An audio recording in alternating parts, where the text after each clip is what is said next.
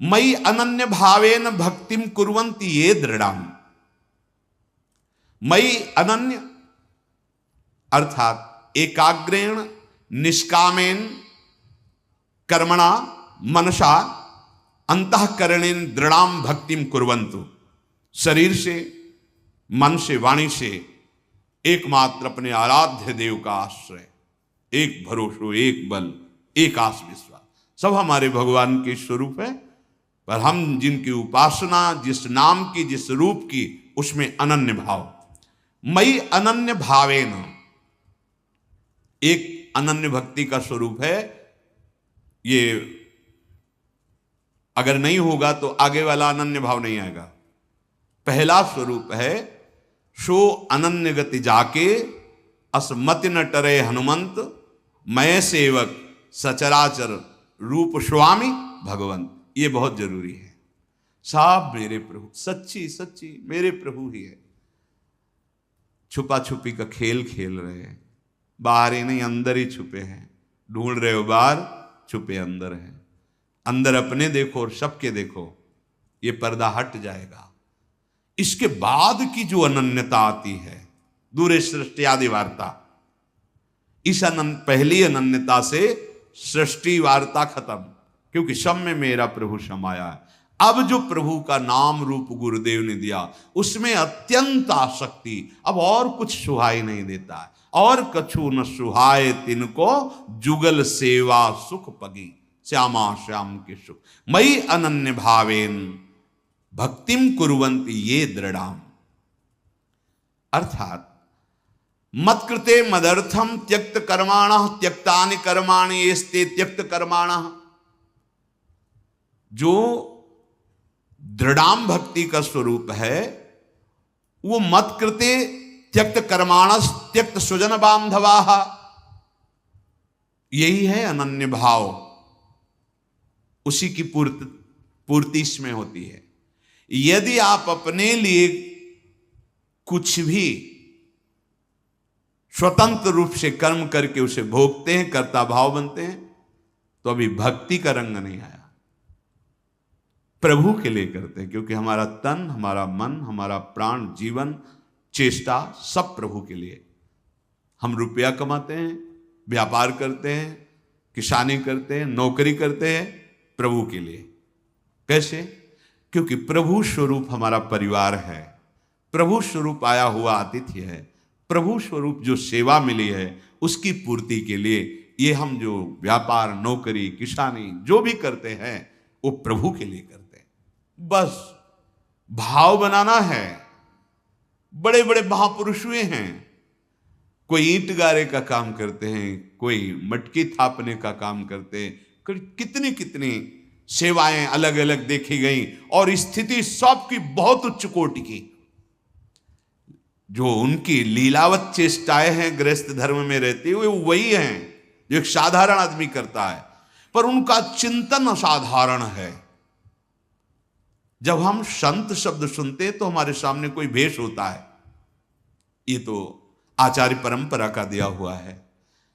वास्तविक साधुता का स्वरूप तभी माना जाता है जब ये लक्षण होते हैं, जो लक्षण भगवान वर्णन कर रहे हैं। ये किसी में भी हो सकते हैं, स्त्री शरीर में हो सकते हैं, पुरुष शरीर में हो सकते हैं, गृहस्थ में हो सकते हैं, विरक्त में हो सकते हैं, बालक में हो सकते हैं, जवान में हो सकते हैं, बूढ़े में हो सकते हैं। श्री सुखदेव जी महाराज पधारते हैं तो 10-10 हजार वर्ष जो ध्यानस्थ रहने वाले ऋषि खड़े हो जाते हैं।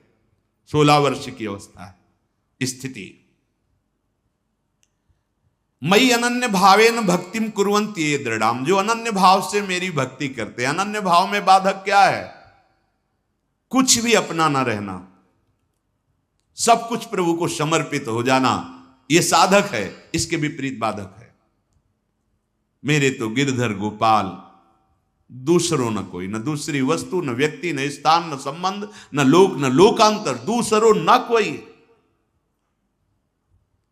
ये अंदर का भाव है। बाहर तो व्यवहार वैसे ही किया जाता है, गुरुदेव से गुरुदेव जैसा व्यवहार, पुत्र से पुत्र जैसा, पत्नी से पत्नी, सब यथावत। लेकिन ये जरूर अनुभव में है, जो गुरुदेव हैं, जो ये आराध्य देव है, वही सब में विराजमान। ये बात अनुभव की कह रहा हूं, अगर कहीं पूरी सृष्टि में तुम द्वेष करोगे, अपराध करोगे, तो तुम्हारे गुरु संबंध पर प्रहार हो जाएगा। देख लेना, तुम्हारे इष्ट संबंध पर प्रहार हो जाएगा, तुम्हारा भजन क्षीण होने लगेगा, तुम्हारी श्रद्धा और विश्वास क्षीण होने लगेगा। यही तुम्हारा सर्वनाश और पतन है। ये नहीं कि गुरु से तो हम अभद्र व्यवहार नहीं कर, किसी भी संत वैष्णव, किसी भी जीव से आपका अभद्र व्यवहार आपके आराध्य देव गुरुदेव के संबंध पर प्रहार करेगा। अखंड मंडलाकारम व्याप्तमेन चराचरम, मेरे गुरुदेव चर अचर में, इसलिए होश में, चर अचर में किसी से भी हमारा ऐसा व्यवहार ना हो जिससे हमारे भागवतिक संबंध पर प्रहार हो जाए। मत कृते त्यक्त कर्माणस, प्रभु के लिए कर्म हूं, सारे कर्म प्रभु में समर्पित हो। येस्ते त्यक्त कर्माणा, जो भी हम कर रहे हैं प्रभु के लिए कर रहे हैं, वही कर्म है, उनको प्रभु के लिए समर्पित कर दिया, वो मुक्त करने वाले हो गए। और अहम से किया, कर्ता भोक्ता, वही बांधने वाले बन गए। जो मेरे भक्तजन होते हैं भगवान के, वो मेरे निमित्त सकल कर्मों को त्यक्त माने समर्पण करना। बिना कर्म के कोई रह नहीं सकता। हाथ पैर बांध के बैठ जा तो भी कर्म होगा, मन कर्म करेगा, श्वास तो लेंगे ही, चिंतन तो होगा ही। स्थूल को बांध के रख लेने से तुम निष्काम थोड़ी हो जाओगे। स्थूल को बांध के रख देने से तुम ऐसा तो अकर्मण्य थोड़ी बन जाओगे। जो भी आपसे शारीरिक मानसिक चेष्टाएं हो रही, प्रभु की प्रसन्नता के लिए हो, प्रभु को समर्पण करने के लिए हो, तो कर्मों का राग छूट जाना, कर्तृत्व भाव छूट जाना, ये त्यक्त कर्माणा है। कर्तृत्व भाव, कर्मों का राग, फल की आकांक्षा, इनका त्याग हो जाना, यही त्यक्त कर्माणा है। और त्यक्त स्वजन बांधवाः, जो मेरे संत जन होते हैं वो अपने स्वजन, कुटुंबी, रिश्ते, नाते सबका त्याग कर देते हैं। अब इसको अगर ना समझा जाए तो घर छोड़ के भाग जाते हैं, ऐसा नहीं कह रहे। किसी से संबंध नहीं है, सबसे संबंध है। नाते नेह राम के मनियत सुहृद सुसेव्य जहालो, यह संबंधों का त्याग।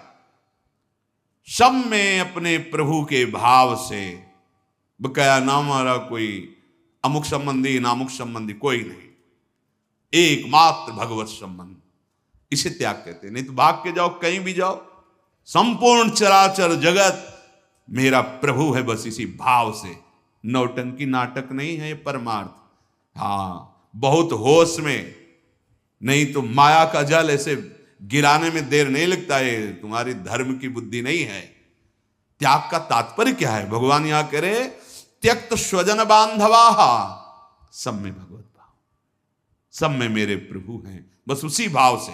घर में रहो, आराम से रहो, कोई परेशानी नहीं, कहीं भागने की जरूरत। और वन में रहो और ये सब राग बना हुआ है ना, तो आप कितने वर्ष अकेले वन में बने रहोगे? जहां समाज में आओगे फिर फंस जाओगे। देखा है ये सब, देखा है, ये लीलाएं देखी है। छोटी अवस्था थी तो उत्तर तो नहीं देते थे, बस देख लेते थे।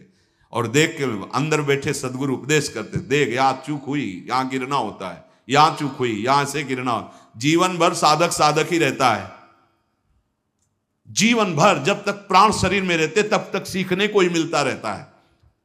शिष्य शिष्य ही रहता है, सीखते ही रहते।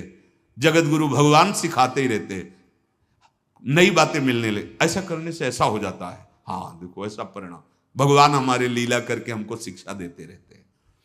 त्यक्त स्वजन बांधवाः का मतलब ये नहीं कि घर से भाग गए, परिवार से दूर हो गए तो आप त्यक्त स्वजन बांधवा हो गए।